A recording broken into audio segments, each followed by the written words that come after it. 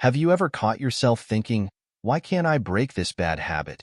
Or maybe you've tried starting something new, like hitting the gym or waking up early, only to fall back into your old routine after a week or two.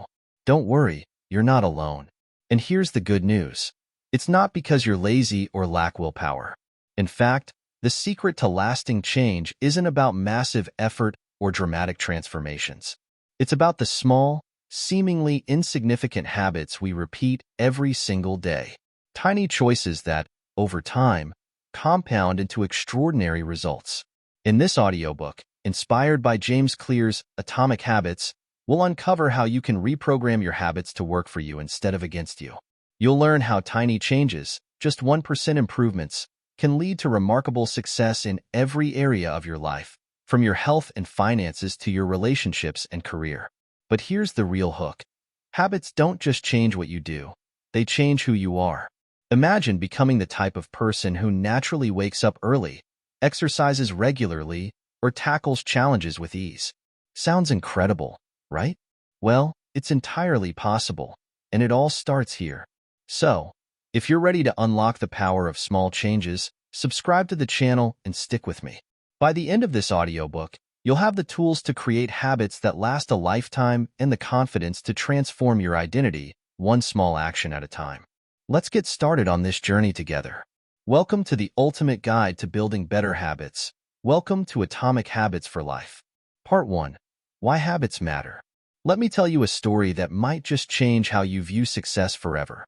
In 2003, British cycling was, well, embarrassingly bad. Over nearly a century, their athletes had won just one Olympic gold medal and not a single Tour de France. Their performance was so poor that bike manufacturers didn't even want the team using their gear. They were afraid it would hurt their brand. But then something extraordinary happened. A man named Dave Brailsford took over as the team's performance director. His approach? He called it the aggregation of marginal gains. Sounds fancy, right? But here's what it meant: improving everything, even by just 1%. Brailsford and his team started making tiny adjustments. They redesigned bike seats for more comfort, taught riders the best way to wash their hands to avoid getting sick, and even tested pillows and mattresses to ensure better sleep. These changes, while small, added up. And the results? Stunning. Just 5 years later, British cyclists dominated the 2008 Olympics, winning 60% of the gold medals in cycling. 4 years after that, they shattered records at the London Olympics. And in the span of a decade, they captured 5 Tour de France victories. What was once an unremarkable team became one of the most dominant forces in cycling history. So, what's the takeaway? Success isn't built on massive action or overnight breakthroughs. It's built on small, consistent improvements, tiny habits that compound over time. Think about it. If you get just 1% better every day, by the end of a year, you won't just be a little better. You'll be 37 times better. On the flip side, if you get 1% worse, you'll end up nearly at zero. That's the power of habits. They are the invisible force shaping your future. Whether it's getting healthier, growing your career, or improving your relationships, habits are the compound interest of self-improvement. Just like money grows through compounding, your efforts grow when you consistently repeat small, positive actions. But here's the challenge. Habits can work for you or against you. Good habits create momentum that lifts you higher. Bad habits? They quietly pull you down. The question is, how do you make habits work in your favor? Part 2. The Science of Habits. Now that we know how powerful habits are, let's explore why they work. To understand this, we need to take a closer look at the science behind habits, how they're formed, why they stick, and, most importantly, how to use this knowledge to change them. Imagine for a moment you're walking into a dark room. What's the first thing you do? You flip on the light switch. You don't think about it, you just do it. This is the essence of a habit, a behavior that becomes so automatic you don't even need to think about it. But how does that happen?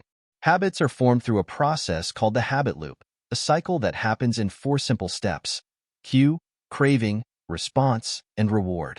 Each step plays a crucial role, so let's break it down. The first step is the cue. Think of it as the trigger that starts the behavior. For example, if you see a plate of cookies on the counter, that's a cue. It grabs your attention and starts the process. Next comes the craving. This is the desire or motivation to act. Seeing the cookies might trigger a craving for something sweet or comforting. Without craving, there's no reason to act on the cue. Then comes the response. This is the actual behavior, the action you take. Maybe you grab a cookie and take a bite. And finally, the reward. This is the benefit you get from the action. The cookie tastes delicious, and your craving for sweetness is satisfied. This reward reinforces the habit loop, making it more likely you'll repeat the behavior the next time you see a plate of cookies. This simple loop of cue, craving, response, and reward is what drives all our habits, both good and bad. Over time, this cycle becomes so ingrained in your brain that the behavior starts to feel automatic. It's why habits can feel effortless or impossible to break. But here's the exciting part. Understanding the habit loop gives you the power to change it. Let's use an example to see how this works. Imagine you want to start exercising regularly, but you always find it hard to get motivated. To make this a habit, start with the cue. Maybe you place your workout clothes next to your bed, so they're the first thing you see in the morning. This visual reminder acts as your trigger. Then, make sure you create a strong craving. Remind yourself why you want to exercise, whether it's feeling healthier, having more energy, or simply fitting into your favorite jeans. Tying your habit to a meaningful desire makes it easier to follow through. Next, focus on the response. This is where many people get stuck. The key is to make the action as easy as possible. Instead of saying, I need to work out for an hour, start with just 5 minutes. Maybe it's a quick walk around the block or a few stretches. The goal is to lower the barrier to action. Finally, don't forget the reward. Find a way to celebrate your effort. Maybe it's a smoothie after your workout or the satisfaction of checking off a habit tracker. Rewards reinforce the behavior and make you want to do it again. This framework works for any habit you want to build or break. For example, let's say you want to stop scrolling on your phone late at night. Start by eliminating the cue. Move your phone out of your bedroom so it's not within reach. Without a trigger, the habit loop can't begin. If the craving is about boredom or needing to unwind, replace it with something healthier, like reading a book or journaling. Then, reward yourself for sticking to the new behavior, whether it's feeling well-rested or enjoying a more peaceful evening. By understanding how the habit loop works, you can design habits that align with your goals and values. The more intentional you are, the more powerful your habits become. Now, you might be thinking, this sounds great in theory, but how do I make sure these changes stick?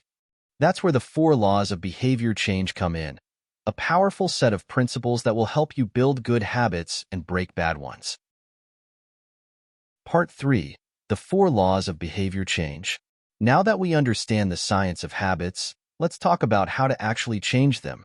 Whether you want to build new habits or break bad ones, James Clear offers a powerful framework, the 4 laws of behavior change. These laws aren't just theoretical. They're practical strategies you can apply to any area of your life. Let's dive into each one, starting with the first. Law number 1. Make it obvious. The first step to building a new habit is simple. Make it obvious. You need to create clear cues that remind you to take action. For example, let's say you want to drink more water throughout the day. Don't just hope you'll remember. Set yourself up for success by placing a water bottle on your desk or next to your bed. This visual cue serves as a constant reminder. Environment plays a huge role here. Have you ever walked into your kitchen and suddenly felt hungry just because you saw a snack on the counter? That's the power of cues. By designing your environment, you can shape your habits. Here's a quick exercise. Take a look around your space and ask yourself, does my environment support the habits I want to build? If your goal is to eat healthier, for example, keep fresh fruits and veggies at eye level in your fridge. If you want to read more, place a book on your pillow as a cue to read before bed. One of my favorite techniques to make habits obvious is called habit stacking. It's simple. Take a habit you already do and stack a new one on top of it. For example, after you brush your teeth, you could say, I'll do 5 push-ups. Or after you pour your morning coffee, you could journal for 1 minute. By linking a new habit to an existing one, you create a natural flow in your routine. Law number 2. Make it attractive. The second law is to make it attractive. The truth is, we're far more likely to stick with habits we actually enjoy. If a habit feels like a chore, It's only a matter of time before we give up. So, how do you make a habit more appealing? One way is to use a strategy called temptation bundling. This means pairing something you need to do with something you want to do. For example, if you love watching Netflix, tell yourself you can only watch your favorite show while walking on a treadmill. Another way to make habits attractive is to leverage social influence. Surround yourself with people who embody the habits you want to build. If your friends enjoy running, chances are you'll feel motivated to run too. Humans are wired to imitate those around us, so choose your tribe wisely. Remember, habits are easier to stick with when they feel rewarding. Ask yourself, how can I make this habit more enjoyable? Sometimes, it's as simple as listening to your favorite music while working out or turning a mundane task into a fun challenge. Law number 3, make it easy. The third law is all about simplicity. Make it easy. Here's the truth. The more friction there is between you and a habit, the less likely you are to do it. If your goal is to practice guitar, but your guitar is buried in the back of your closet, guess what? You probably won't practice. To make it easy, keep your guitar on a stand where you can grab it quickly. A great tool here is the 2-minute rule. This rule says, start small. So small, you can't say no. Instead of committing to a 30-minute workout, just put on your sneakers and walk out the door. Instead of writing a full chapter of your book, write one sentence. The goal is to make the habit so easy that it feels almost effortless to begin. Once you start, momentum often carries you forward. It's like rolling a snowball downhill. The hardest part is getting started, but once you're moving, it becomes much easier to keep going. Law number 4, make it satisfying. The final law is make it satisfying. Humans are wired to repeat behaviors that feel good. If a habit gives you an immediate reward, you're far more likely to stick with it. Think about when you're training a dog. After they perform a trick, you give them a treat right away to reinforce the behavior. As humans, we're not so different. If you want to stick with a habit, find ways to reward yourself immediately. For example, if you complete a workout, treat yourself to a delicious smoothie or check off a box on your habit tracker. Even small rewards like this can trigger the dopamine release that motivates you to keep going. But what about breaking bad habits? The trick is to reverse this law. Instead of making the bad habit satisfying, make it unsatisfying. You can do this by adding accountability. For example, tell a friend about your goal and ask them to hold you accountable if you slip up. Knowing someone is watching can make bad habits far less appealing. To recap, the 4 laws of behavior change are: make it obvious, make it attractive, make it easy, make it satisfying. These principles give you the power to build habits that stick and break the ones holding you back. The best part? You can apply them to any area of your life, health, work, relationships, and beyond. Part 4. Identity-based habits. Now that we've explored the 4 laws of behavior change, let's talk about something even deeper: how your habits shape your identity and how your identity shapes your habits. Here's a question for you. Who do you want to become? Not what do you want to achieve, but who do you want to be? This shift in focus, from outcomes to identity, is one of the most powerful lessons in habit formation. Let me explain. Most of us approach habits by focusing on the outcomes we want. I want to lose 20 pounds, or I want to write a book. But this approach often fails because it skips a critical step: our identity. Think of behavior change like peeling back the layers of an onion. At the outermost layer, you have outcomes, what you achieve. The next layer is processes, what you do. And at the very center of it all is identity, what you believe about yourself. True change starts at the core, with your identity. Here's why this matters. Your habits are a reflection of your identity. Every action you take casts a vote for the kind of person you believe yourself to be. If you consistently skip workouts, you reinforce the identity of someone who doesn't prioritize fitness. But if you show up at the gym, even for 5 minutes, you cast a vote for being the kind of person who values health. The key to lasting change isn't to say, I want to lose weight, but to say, I'm the type of person who takes care of their body. It's not about saying, I want to write a book, but I'm a writer. When you focus on your identity, your habits become a natural extension of who you are. And the more you live in alignment with this identity, the stronger it becomes. Let's look at a practical example. Imagine 2 people trying to quit smoking. Both are offered a cigarette, and they respond in different ways. The first person says, "No thanks, I'm trying to quit." The second person says, "No thanks, I'm not a smoker." Notice the difference? The first person still identifies as a smoker who's resisting temptation, but the second person has embraced a new identity. "I'm not a smoker." When you shift your identity, the behavior change becomes easier because it's aligned with who you believe you are. So, how do you shift your identity? Start by asking yourself two simple questions. Who do I want to become? What habits would that person have? For example, if you want to be someone who's fit and healthy, think about the habits that person would naturally follow. Maybe they drink water instead of soda, take the stairs instead of the elevator, or prioritize sleep. Then, start small. Each tiny action is a vote for your new identity. Remember, identity-based habits don't require perfection. You don't need to cast every vote perfectly. What matters is that the majority of your actions align with the person you want to be. Here's something powerful to keep in mind. The process of changing your identity doesn't happen overnight. It's a journey, not a single moment. Every small habit you build reinforces your new self-image. And guess what? Over time, as these small actions add up, you'll start to see yourself differently. You'll begin to believe, "I am someone who keeps promises to myself. I am someone who values their health," or "I am someone who takes action." This belief is a game changer. When your habits align with your identity, you no longer need to rely on sheer willpower. Instead, your actions feel natural, effortless even, because they're simply part of who you are. Let's take a practical example. If you want to become a reader, don't aim to read 50 books a year right away. Start with the identity, "I am a reader." Then build habits that reinforce it. Read a page a day, carry a book with you, or replace 5 minutes of scrolling on your phone with reading. Every time you read, no matter how small the effort, you're casting a vote for your identity as a reader. On the flip side, this principle also works for breaking bad habits. Let's say you want to stop being someone who procrastinates. Instead of just telling yourself, "I'll stop procrastinating," focus on adopting the identity of someone who takes action. Ask yourself, what would an action taker do right now? Would they wait until tomorrow? Or would they take one small step today?